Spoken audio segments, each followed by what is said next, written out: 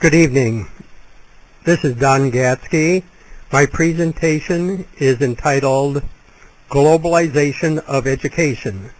This is for the course Politics of Education for the University of Alaska Anchorage, the spring of 2013. William Ross Wallace's poem, The Hand That Rocks the Cradle, is one most of us recognize. It's nothing more than that one line. Actually, the last sentence of each paragraph reads, "For the hand that rocks the cradle is the hand that rules the world." As I read the first few pages of Chapter 10, The Profession of Teaching, and all of Chapter 11, Globalization of Education, these words kept running through my mind. That which caused me to recall this verse of over 100 years ago kept reinterpreting itself as the hands that control education control the world. Prior to reading American Education by Joel Spring, I discounted the discussions and writings of some of my contemporaries who are concerned with a one-world order. However, after reading American Education and Policy Studies for Educational Leaders, an introduction by Francis Fowler, I admit that some of my colleagues' concerns are more understandable. The concept of concern is where education is supposedly in the hands of local control. It becomes obvious that the concept of local control has diminished drastically over the past half-century.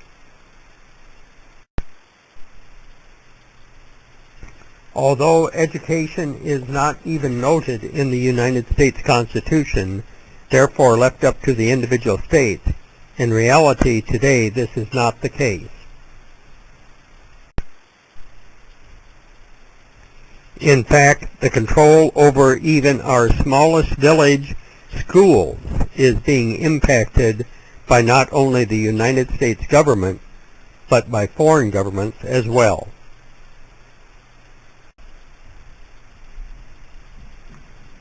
United States Speaker of the House, James Tip O'Neill, said that all politics is local. This may have been and still is the case. However, as one reads how local school boards and states are willing to compromise their values and beliefs in order to get funding from the federal government, one must question how autonomous these entities are.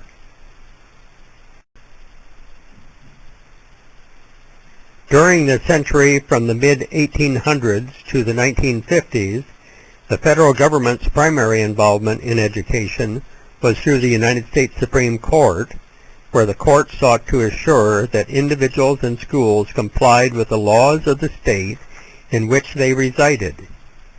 Even with Brown versus Board of Education of Topeka, the federal government's involvement in education was minimal. Of greater influence was the pressure of the teachers' colleges and the universities on the states to affect laws that in turn affected the qualifications of those who taught in the public schools. With Brown versus Board of Education of Topeka, the federal government became more involved in education. However, its involvement still was not within a paternal involvement in the way or type of education that took place in the local schools.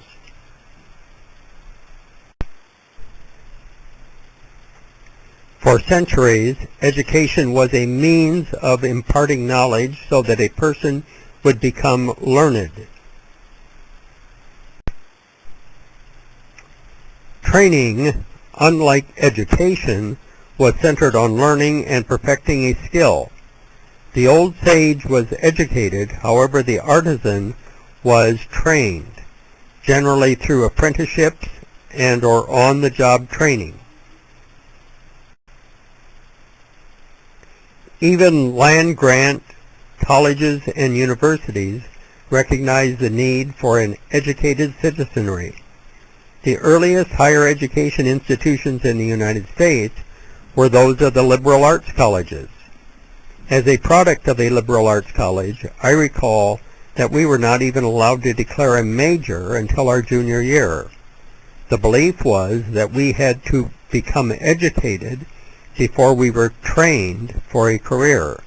We were told that because we would probably change careers about 3 times throughout our lifetime, it was important that we learn to learn. So, when did this concept start to change? The concept of looking at education in light of economics was voiced by Simon Patten in his 1907 book, The New Basis of Civilization. His idea was that the new morality does not consist in saving, but in expanding consumption. His argument was that the consumption of new products and leisure time activities would spur people to work harder. This concept made the purpose of education more career-oriented than general knowledge-oriented. It emphasized consumerism and materialism over learning to become more learned.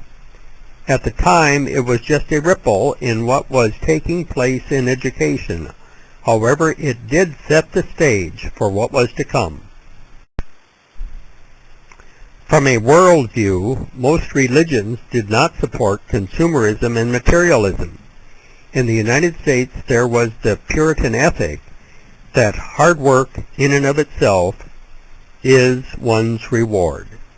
Patten took this belief and added to it that if one would but work hard, she or he would reap the benefits in the form of more things and more leisure time for pleasurable activities. Add to this the increased communications and commercial marketing. People started to desire more and more that only economic success could satisfy. Over a period of time, the individual pursuit of wealth became more important than the promotion of social harmony. Wants became needs. In my youth, although the high school had 11 graduates, only one classmate had a mother who worked outside of the home. Furthermore, to have 2 vehicles was an anomaly. The same was true about possessing radios, televisions, etc. When my family on the ranch acquired electricity, we could not imagine a need to have more than 2 circuits plus one for an electric range. Post-World War II, both economic desires and education started to change at a rapid rate. The United Nations was first referred to January 1st, 1942 by President Franklin Roosevelt. He worked to assemble 26 nations together to fight the Axis powers. This was the seed that brought 51 countries together to charter the United Nations October 24, 1945. Initially, the organization was envisioned to prevent conflicts between nations and make future wars impossible. However, that was almost 70 years ago, and there are more countries at war now than when the UN was established. Instead, out of the UN came many subs or spin-off groups. The one that initially most affected education was, of all things, the World Bank. Initially, a major goal was to provide funds for reconstruction. Although it was founded a year before the UN, they have been of one mind from the start. It is in fact an independent specialized agency of the United Nations and an observer in the UN General Assembly. This common purpose is especially true when one considers education. From the start, it provided educational loans to developing nations with the belief that education is the key to economic development. Then, in 1968, its president, Robert McNamara, stated, "Our aim here will be to provide assistance where it will contribute most to economic development. This will mean emphasis on educational planning, the starting point for the whole process of educational improvement." To achieve this, the United Nations and the World Bank have spawned such programs and organizations as the United Nations Educational, Scientific, and Cultural Organization, UNESCO, the United Nations Children's Fund, UNICEF, the United Nations Population Fund, UNFPA, and the United Nations Development Program, UNDP. This brings about 200 countries together to support education. However, not all of these countries and its leaders have the same intent. And, as with any grantor, there are qualifications in order to receive funding. Global education is big business.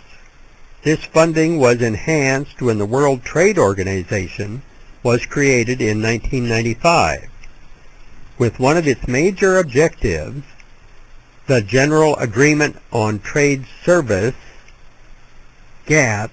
The supply of a serve includes the production, distribution, marketing, sale, and delivery of a service. Therefore, since educational serves are included in this definition, this provides fuel for vast amounts of funds to be made available to an array of educational providers. This includes every imaginable form of education, from e-learning to branch campuses and franchises in other countries. This funding is enormous. One has to question if the Trojan horse is a gift to the world that will serve the betterment of all mankind, or if it is but a guise to shape and control education, the governments, and the economies, so that the world's population is controlled for the benefit of a select few with little for the masses. The first attempt of comparing test scores and ideal educational methods was done by the International Association for the Evaluation of Educational Achievement, the IEA. The IEA was founded in 1967, however its origin goes back to the outcome of an UNESCO, an organization of the UN, meeting back in 1958. They saw education as a global enterprise and were set on establishing the ideal method of teaching. Their contention was that the educational goals were similar between nations, however the methods of achieving those goals were different. Therefore, by testing the students in entire countries, they could arrive at a means of best educational practices.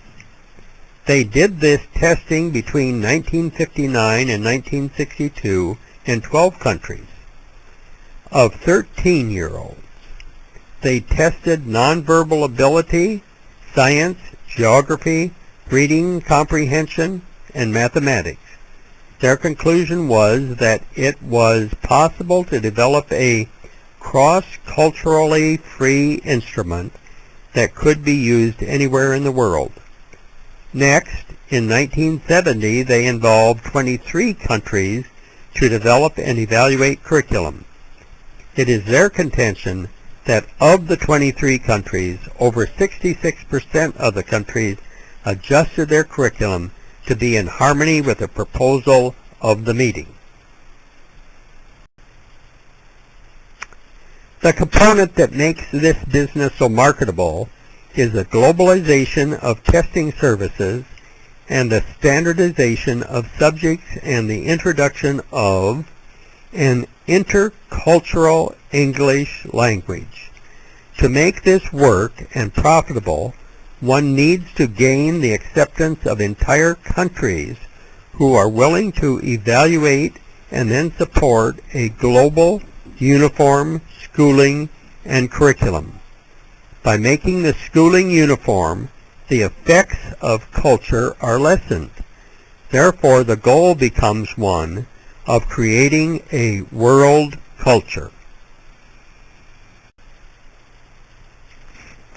The first attempt of comparing test scores and ideal educational methods was done by the International Association for the Evaluation of Educational Achievement, the IEA. The IEA was founded in 1967. However, its origin goes back to the outcome of an UNESCO, and that's an organization of the United Nations, meeting back in 1958. They saw as a global enterprise and were set on establishing the ideal method of teaching. Their contention was that the educational goals were similar between nations. However, the methods of achieving those goals were different. Therefore, by testing the students in entire countries, they could arrive at a means of best educational practices. They did this testing between 1959 and 1962 in 12 countries of 13-year-olds. They tested nonverbal ability, science, geography, reading comprehension, and mathematics. Their conclusion was that it was possible to develop a cross-culturally free instrument that could be used anywhere in the world. Next, in 1970, they involved 23 countries to develop and evaluate curriculum. It is their contention that of the 23 countries, over 66% of the countries adjusted their curriculum to be in harmony with the proposal of the meeting. Since then, they have gone on and expanded this proposal by involving the first International Mathematics Study, FIMS, International Mathematics Study, SIMS, International Science Study, ISS, Pre-Primary Education, PPP, Computers in Educational Study, COMPED, Information Technology in Education, IDE, Civic Education Study, CIVED, and Languages in Education Study, LES. Then in 1995, the IEA helped collect data for the third International Mathematics and Science Study, TIMSS. There are those who now desire for the IDE to create a uniform worldwide educational practices. Now one must ask, why the push for such a worldwide standardization in education? To understand this, one only needs to follow the money and the power. One can only have a worldwide standardization in education if there is an evaluation process to measure the success and or failure of teaching methods. To do this, one must evaluate the students. And the results of the evaluation of these students will go far beyond just standardizing curriculum and methods. The results of the scores of the individual students will be a deciding factor on everything from what the college or university a student will be admitted, what jobs will be available to the student, where the student will be able to live, and even who the student will probably marry.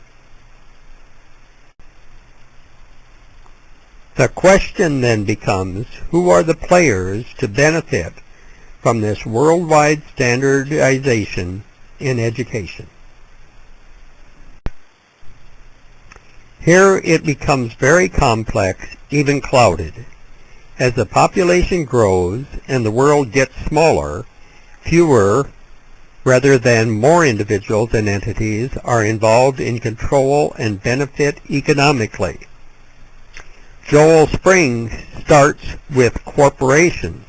However, I would contend that it is even larger than that. actual countries will be the beneficiaries of this standardization.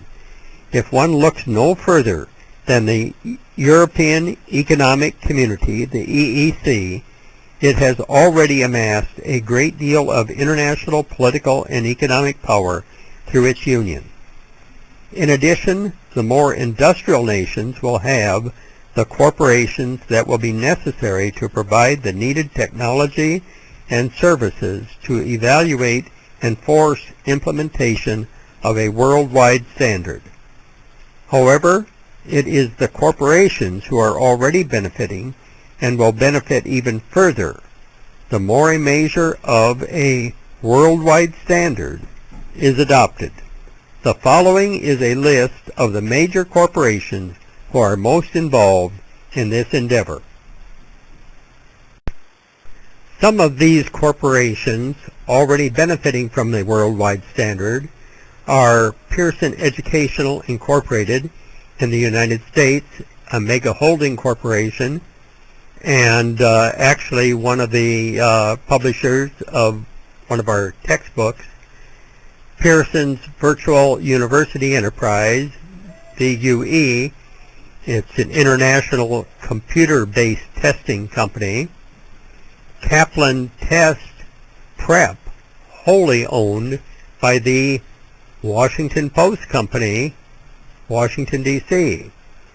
Educational Testing Service, ETS, is the largest nonprofit tester in the world, and yet the CEO of that company earns almost $1 million a year.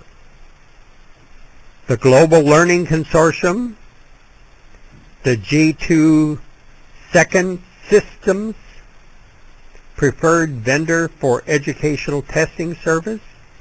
This means that G2 Second Systems is a private company that is contracted by Educational Testing Service, the nonprofit company. Educate Incorporated, now operating Sylvan Learning Centers. Kuman Learning Centers is established as a global communications and testing company. The Khan Academy receives a great deal of support from Bill Gates and his organization. Smarterville Incorporated previously was hooked on phonics, and there are many more. The amazing thing is that as one researches each of these corporations, it's like peeling an onion. Each layer exposes another corporation, subsidiary, or ownership. Furthermore, no matter what political party is in power, the key investors all benefit. Testing makes education an even bigger factor in worldwide power and economics than most would imagine. Prior to researching this presentation, all I had ever heard was how Neil Bush was the major financial beneficiary of No Child Left Behind. However, as I researched, I found that his gain was dwarfed by that of people like George Soros. The shadow companies and holdings of many of the major supporters of the presidential candidates is staggering. It also becomes obvious why so much foreign money was contributed to the support of the U.S. presidential candidates. The money being generated by testing and test preparation books alone has made successes out of struggling companies. In the school where I work, we did a quick analysis of the cost of administering the SBA and HSGQE to our 10th to 12th grade students and adults the first week in April. The cost of testing these 40-plus individuals was over $20,000. One can ask, how could it cost that much to test so few students? The answer is that most cost analysis do not include the salaries, benefits, training and travel of the individuals, and supervising and administering the test. As all people involved in these high-stakes tests must be certified teachers, and the testing involved 8 teachers, the cost skyrocketed. One must remember that even the hall monitors must be certified teachers. The overall cost of testing is enormous. It has been calculated that required testing of some nature takes place somewhere throughout the school about 45% of the days the school is in session.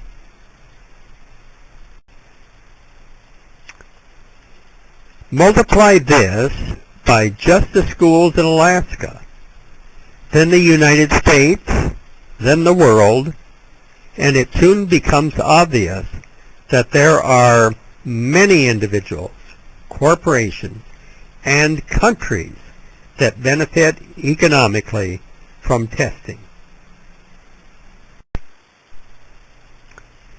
The next step is how testing can be the tool for those who would desire to create an internationally accepted curriculum controlled by a small number of individuals and countries. The final key is to have a common, global, intercultural English language, not affiliated with any individual country. This is the final step in economically developing and controlling education and training worldwide. The corporations to implement this are already in place and building on test preparation and testing. The final step would be to implement this global school system. Once it is implemented, the hands that control education control the world.